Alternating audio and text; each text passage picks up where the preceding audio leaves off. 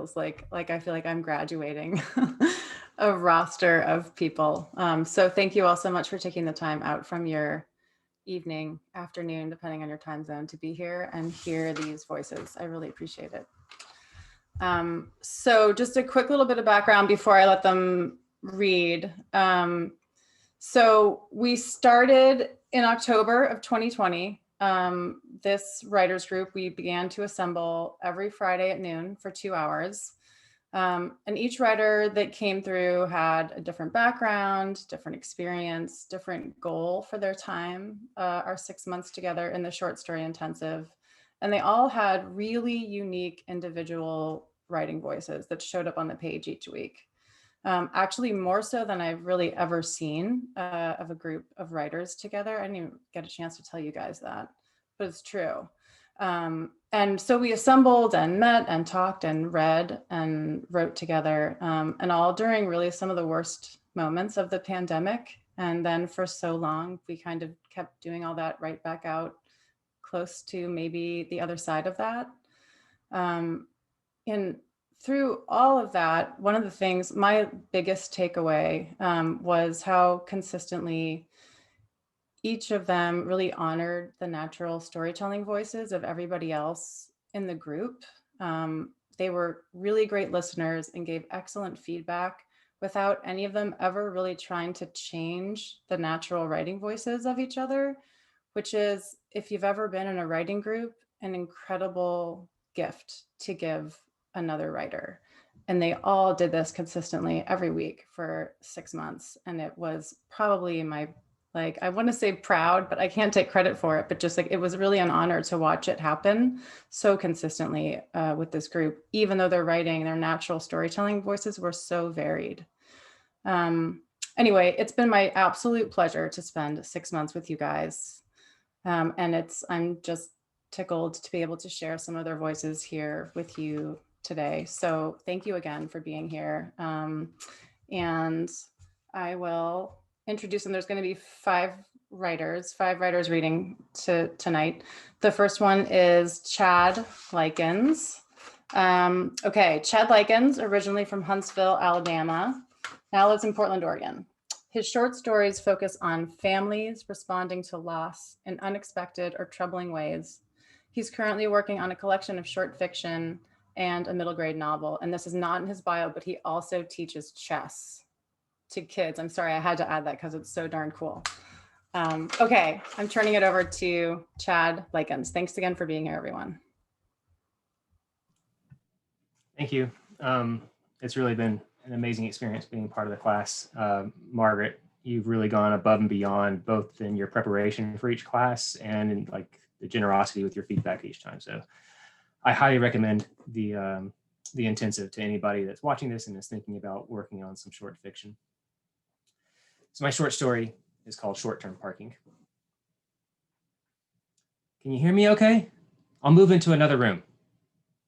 We were in Birmingham yesterday to do more tests. It was awful. Remember when we took you to Birmingham for the Iron Bowl? Legion Field. We paid $10 to park in someone's yard. Bear Bryant had just passed away. Flags all over the state at half-mast. We bought you one of those houndstooth hats. Are you sure you can hear me? I hear you fine. I love that hat, Granny. Birmingham is different now. Iron bars on the windows. Nowhere to eat except Popeyes and Burger King. The offices close at 3 p.m. Can you believe that? They won't walk to their cars once it gets dark. People run around with machetes trying to kill you. Machetes, Granny. Stop laughing. When's the last time you were in Birmingham? Police hide in their cars. What can they do? Drug dealers right out in the open, even in front of the hospital. Prostitutes in front of Hardee's trying to rub up on you before you've even had breakfast. Hey, baby, over here. Just like that. Prostitutes. Sex workers, Granny. They're called sex workers. Right, sex workers. I'm supposed to get some test, some EKGGEE or whatever. This hospital's in the middle of a war zone. Graffiti all over the parking garage. Grandpa said they were gang signs. I thought we would get killed just trying to park the car. And did I tell you about the surgeon? Thank God I took Grandpa's last name. The surgeon's name is something like first name Mustafa, last name Ahmed. Or maybe it's the other way around. The surgeon doesn't know I'm Jewish. It's not on my medical chart, I don't think. You shouldn't make fun of his name, Granny. Of course not. People can have any name they want, but I'm not stupid. I said to Grandpa, I'm not letting him cut me open, not with everything on the news. Did I tell you about the girl they had at the reception desk? Honest to God, she looked like one of the prostitutes outside. I hear you sighing. Sex worker, whatever. She's popping bubblegum in the middle of the hospital. Can you believe it? This woman, who looks like a sex worker, says that Dr. Mustafa quit. They all quit, the entire cardiac unit. I asked, did they quit because all the robberies and murders? She rolled her eyes at me, the little hussy. Maybe the surgeon's name was Mahmoud? How am I supposed to remember a name like that? My heart's leaking. I should have died 2 months ago. You really can't remember the surgeon's name, Granny. Stop with the name stuff. I'm not done. Good news, this girl tells me. Dr. Akma something starting a new unit at UAB. UAB? UAB can't make up its mind. They got rid of football, then they brought it back. Maybe they'll do the same with heart surgeons. I call this surgeon's new office at UAB. Oi, he's booked until mid-April. They say they can put me on a list. I'll be dead by April. I tell them, shove your list. Who cares? I care, Granny. You are sweet. You really are. I remember how you used to cry when Alabama lost a game. You wouldn't make any noise. You just watch the screen with tears rolling down your face. Okay, I'm embarrassing you. I'll stop. It was just so sad. Anyway, Dr. Akma is the only one in Alabama who knows how to do this TRAVR thing, transaortic something something. Wait, did I tell you about the funeral home? 2 blocks from the hospital, burial and cremation. I told Grandpa, how convenient, huh? Grandpa doesn't think it's funny. He's more scared than I am. Let me drive you to the Cleveland Clinic, Granny. You're kidding. There's a nurse at the Cleveland Clinic who said she'd poison every Jewish patient. Look it up. I did look it up, Granny. We talked about it last time. They fired her. She had friends, nurses, orderlies, the kitchen people. It wouldn't be hard to kill someone in a hospital. People die every day, every hour. Enough. Are you watching the game this weekend? Is it even on television where you are? Nick Saban isn't so young either. 69, Grandpa says. You were too young to remember Bear Bryant. We went to Bryant-Denny Stadium once after the expansion. Parking was a nightmare. Grandpa'd kill me for saying it, but Saban's better than the Bear. Okay, he wouldn't literally kill me. He can't, not with his arthritis the way it is. He wouldn't even be able to hold a knife, much less stick it in me. Maybe Grandpa could hire Dr. Muhammad. That's it, Muhammad. It just came to me. That's his name. I wish Muhammad would return my calls. That wasn't nice of me making fun of his name. I miss you. Can I send t-shirts to the kids? Do they even play football in Portland? What about that police station they burned down? Maybe your kids will get made fun of for wearing Alabama shirts. Oh, look at the dumb rednecks. Yee-haw, y'all, indoor plumbing. That's how they think we talk. They love the t-shirts, Granny. Please send them. I'm getting another call. Are you okay? Are you safe? Maybe it's Muhammad. Maybe he can see me. I love you. The end.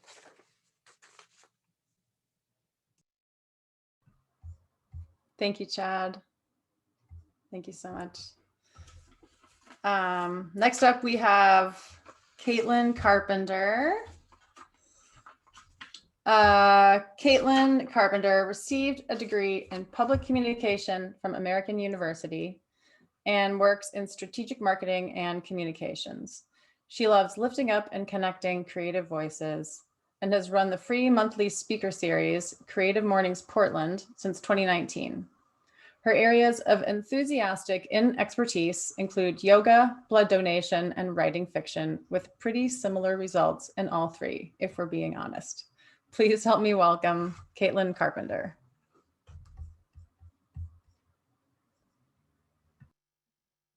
Hello. I don't have a voice at the moment I'm supposed to speak. So I will be reading a section from a longer story called Iron Duck.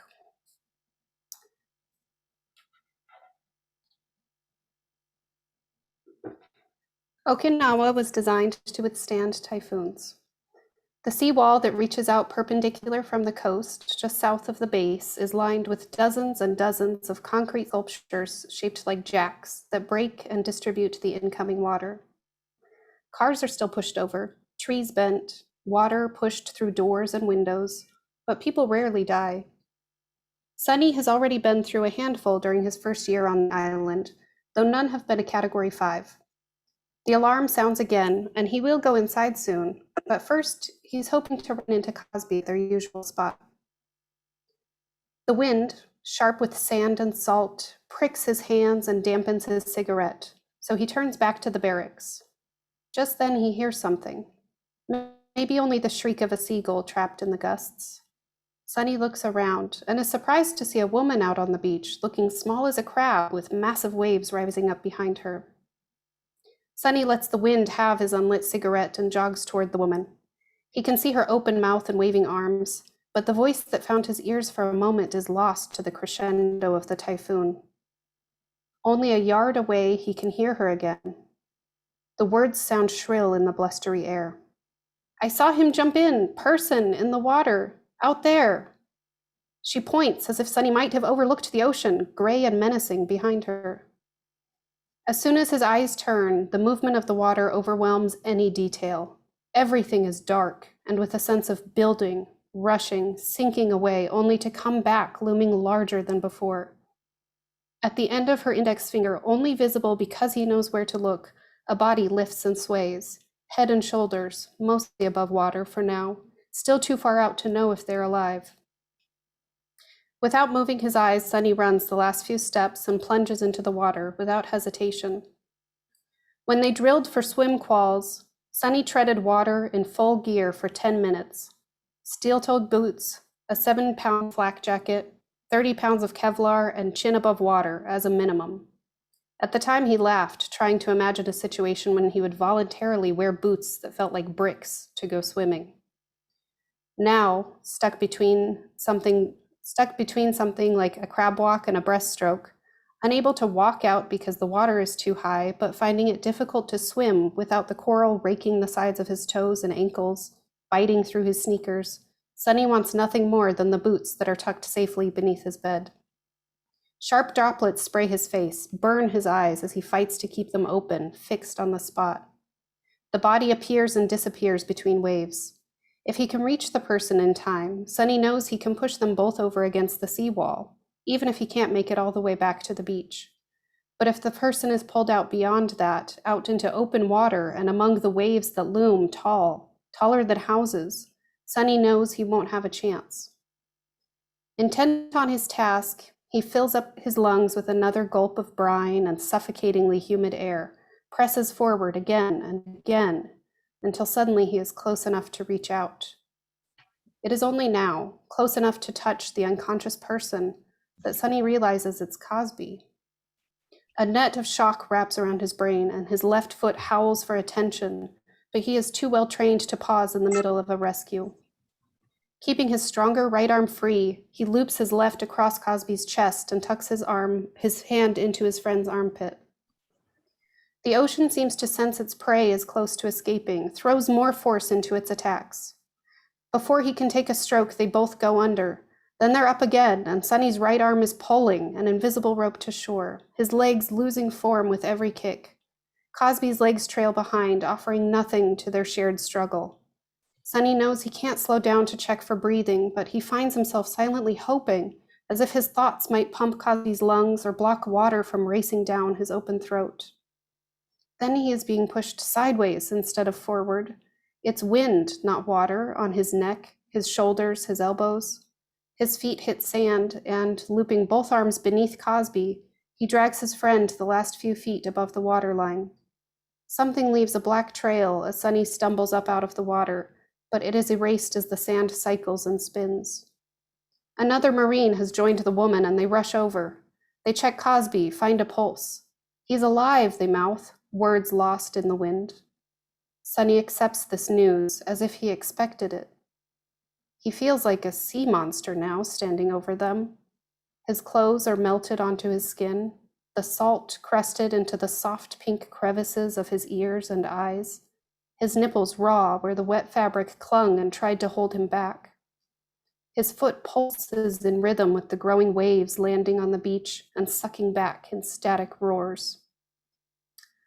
All of this he senses from a calm place below the surface, but the Marine is in control now and demands he first do whatever is necessary for his friend, breathing but unconscious. Crouching down next to the others, he yells that he's going to the bar, the closest place with a phone. Whether or not they understand, two chins bob up and down, then return to pressing on Cosby's chest. Again, Sonny jogs up the beach and hops over the wall. The trees lining the sidewalk bend to kiss the sand, but stay miraculously rooted. Metallic groans break into his focus enough that he waits, one hand bracing against the cement, as a white Nissan scoots down the road on its side, caught by the wind.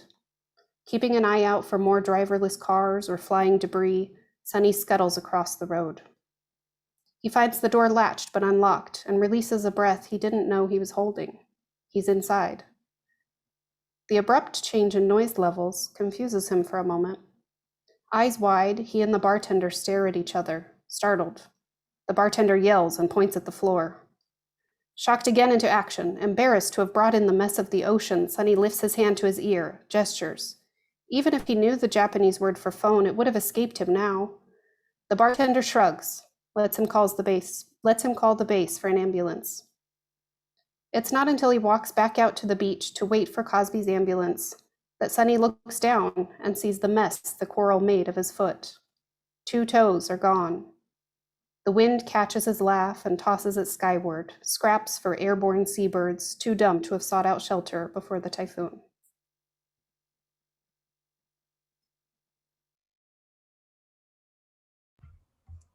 Thank you, Kaitlin. Thanks so much. Okay, next up, our third of 5 readers, we have Jack Butcher. Jack Butcher is an emerging writer who is finally learning to channel the overactive imagination he's had since childhood, from weirding himself out to putting his weird ideas down on paper. He has worked primarily within the realm of music journalism, though has found more joy in creating fiction. Jack pulls equally from horror literature, superhero comics, world mythology, and heavy metal music to craft his speculative stories and take readers to places they only think they understand. That's exactly right, by the way, if you know Jack's stories, like to a T. Okay, take it away, Jack. Thank you. So this is a fun little piece I actually wrote for today, worked on it this week. It's called The Life of Milo. As Milo willingly prepared for his life to be extracted lovingly from his body, he thought back to the flies.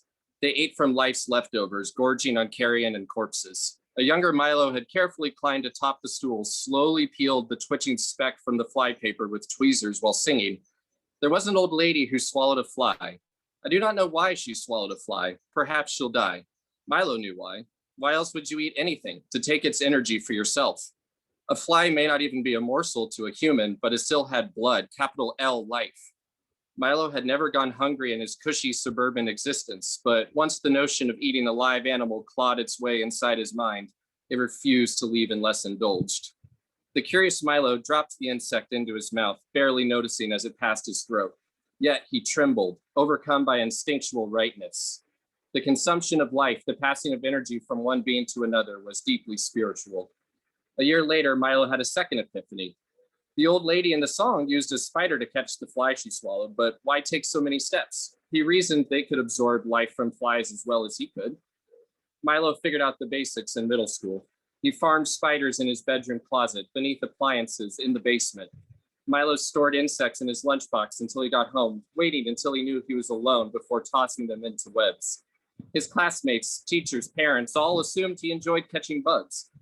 Once the spiders were brimming with life, Milo ate them in his room by lamplight, using the same tweezers to drop the arachnids into his gaping mouth, repulsed and fascinated by the twitching legs vainly attempting to climb back up his esophagus. Bare skin against cold tile floor led Milo's mind back to the present. Subject Zero's unlined, ghostly palm caressed his forehead, holding him in place with its gentle weight. Milo was as still as he had been when his parents finally discovered the operation he had created in high school. Back then, he had caught insects during shifts at the movie theater box office, fed them to the spiders in the trunk of his car, and the spiders to a string of rats purchased from pet stores in the city. He kept these in a cage on the passenger seat with a coat draped over them. But the stress of classes and keeping his eating habits secret while living a socially acceptable life made him careless. Eventually, the hottest summer on record revealed his secrets. His parents had followed the stench of death to his car and confronted him soon after for answers, which he had reluctantly given. Milo's parents sat down to listen to their worries and good intentions. There was a term for his condition, one named after one of his ancestors. Milo did not consider this coincidence. R.M. Renfield had been a respectable solicitor in England during the late 1800s until he was discovered eating a live cat, blood smeared across his lips in a mockery of a smile. He continued to eat moths and rats while institutionalized, even feeding the former to the latter first to make his energy intake more efficient. The haunted man had died under mysterious circumstances, implied to be suicide, in the home of his attending doctor. They did not know how Renfield syndrome had manifested in their son, but were determined to stamp it out before it blossomed into something worse. Under watchful eyes, Milo became a scavenger of life. He was used to larger prey, but was forced to subsist purely on flies again, until he left for college and was out on his own. As an adult, Milo craved knowledge. He had operated by experimentation and following his heart, but now wished to intimately comprehend the life he took as his own. Milo threw himself into his studies in biology, chemistry, and philosophy. His soft-hearted acquaintances, who never could quite cut Milo out of their lives, mostly saw him in class and sporadically around campus. Never in the dining hall, though. Milo took his meals during the wee small hours in the communal showers at first, later in the labs when even the most dedicated students had finally gone to bed. He used the life he took to power through a workload that would have broken a lesser spirit, even taking summer classes so he could complete his biochemistry degree in 2 years. Before he had turned 30, he had earned his PhD as well. His parents were thrilled, his teachers and mentors proud. Though Milo had successfully graduated to eating stray cats and dogs, along with a steady stream of aphids fed to beetles fed to frogs, plus store-bought crickets as snacks throughout the day, he was still hungry for more. Still searching for his role in the universe, certain he was meant for more than academic and professional glory. Milo discovered that purpose in the very building where he now stared up at Subject Zero's bloody fangs, wide-eyed and trembling slightly with anticipation. Some might have even called this fate. Fate that he found employment at a private hospital as a researcher. Milo had been surprised he would be working directly on one person, kept in a locked room with steel doors and reinforced one-way mirrors. Subject Zero should not have been able to see him, yet she pressed a pale palm to the mirror as Milo watched her on his first day, her gaunt face and clawed hand a star-dogged moon in the dark. Milo was tasked with studying her blood to find a cure for her condition. But from the moment they locked eyes from across the one-way mirror, he knew she did not need curing. Subject Zero did not communicate through speech, but projected her words into Milo's head. Her name was Mina Harker.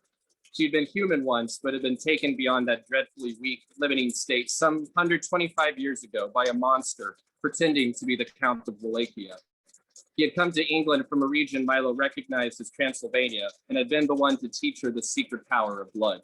She was wholly different now, part of an ancient predatory species more powerful than any of the misguided fools who sought to cure or could conceive of. When she was brought to America from England by her first doctor, she wished to be rid of her condition. The hospital that bore the doctor's name had been established as a front when he died, a way to hide her from the world until a cure could be found. But she learned to embrace her new nature.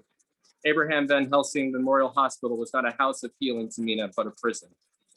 Milo was remorseless as he locked his colleague in the room with Mina and turned off the UV lights that kept her in check. Mina hurled the screaming, bleeding doctor through the observation window with one rail-thin arm, and Milo realized what he must do here at the end of his journey. Mina had transcended humanity, but had been deprived of true sustenance for most of her new life. Fingers trembling with religious ecstasy, Milo pulled his shirt collar aside and knelt in the broken glass and door, eyes staring into unblinking crimson orbs, the eyes of a dragon. Mina lowered Milo gingerly, reverently to the tile floor. In his last seconds on earth, as she pressed on his forehead to fully expose his neck, he fulfilled his life's work. There had been 2 sharp pains as her canines tore through the skin and muscle around his throat, quickly replaced by a darkly pleasant numbness as life was taken from Milo. His last sight was a fly buzzing overhead as Mina began to feed.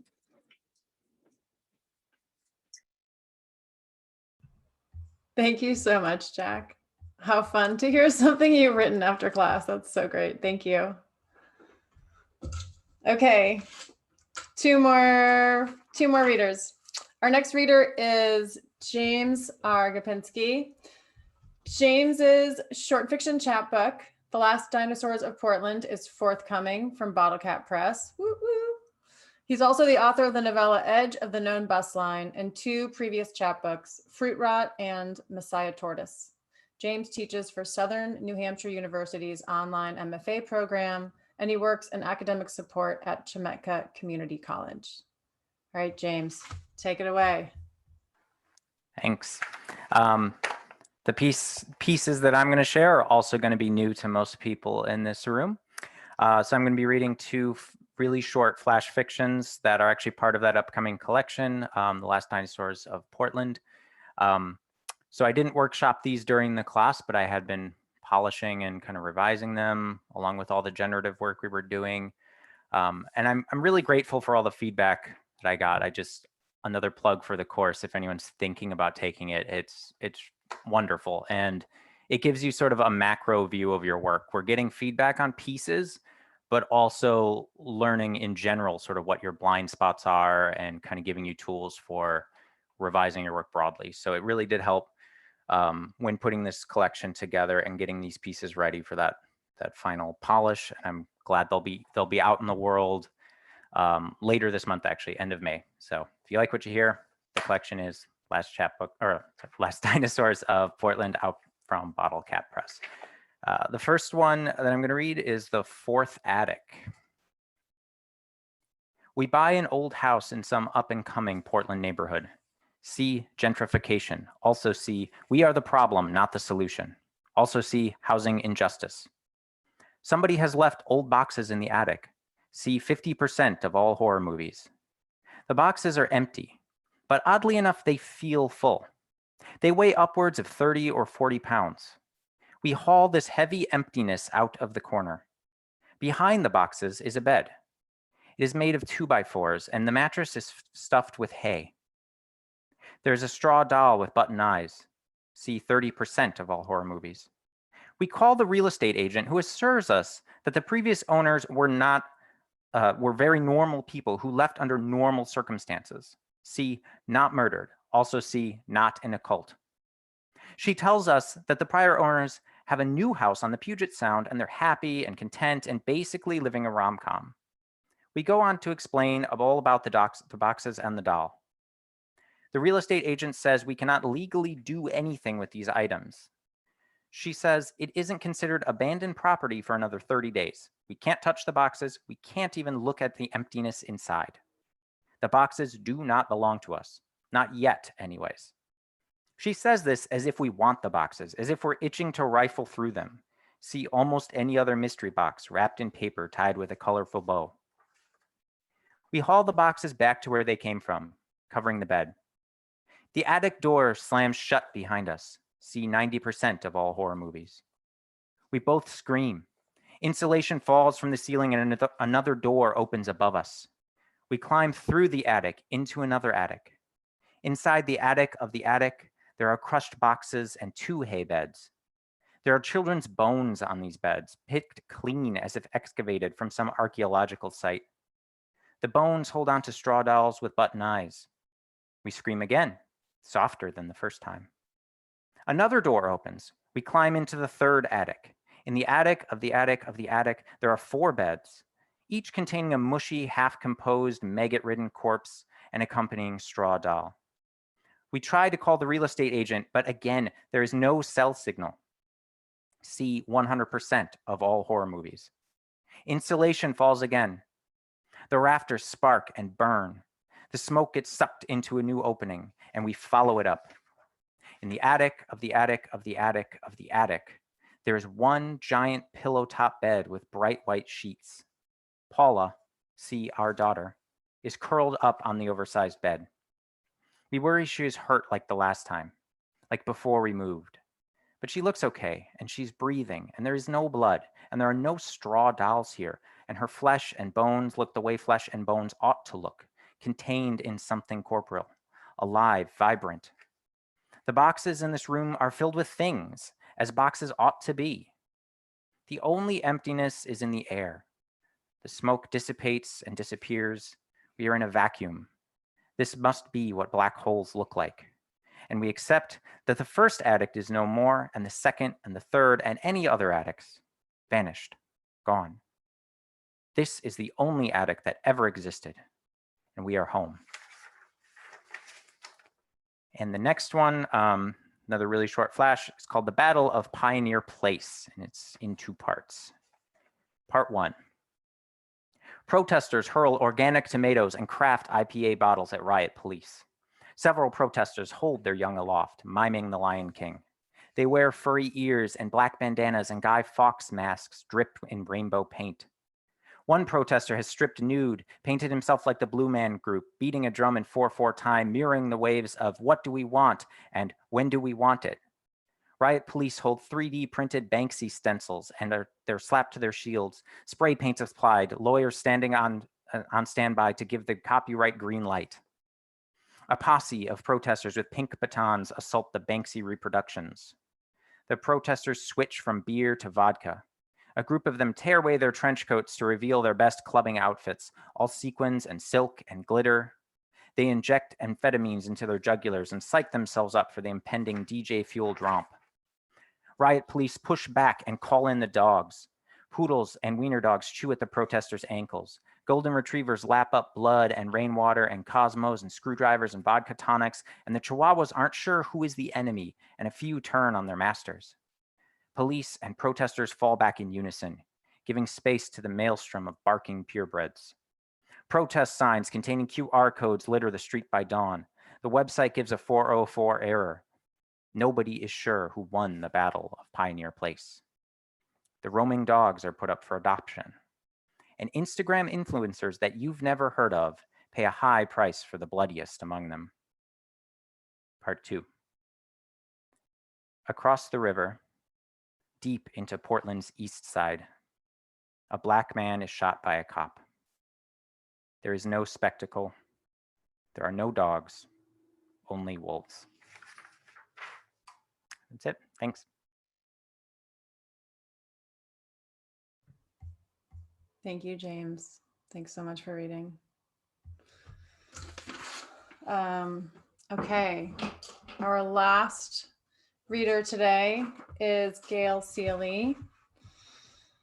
Gail, after many years of business sales and executive recruiting, Gail rediscovered the magic of words. As a girl, she loved to tell and write stories, but as an adult, her path led her into the business world.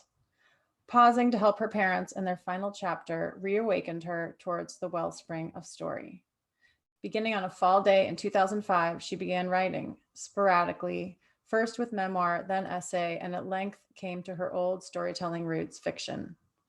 She has completed and self-published 1 novel and has 1 novel ready to go to market, is working on a sequel, and has another historical novel in the works as well.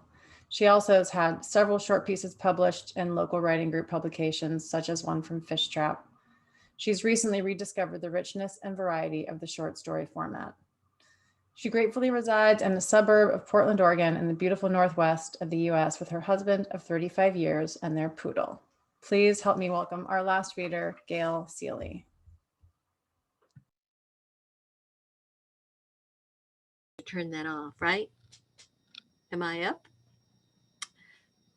Okay. I don't see myself, but that's okay. This is an essay, and it's called The Road Home. We were driving north across the Sacramento River Delta up into the flatlands of Northern California, having just come through the evening rush hour traffic in downtown Sacramento.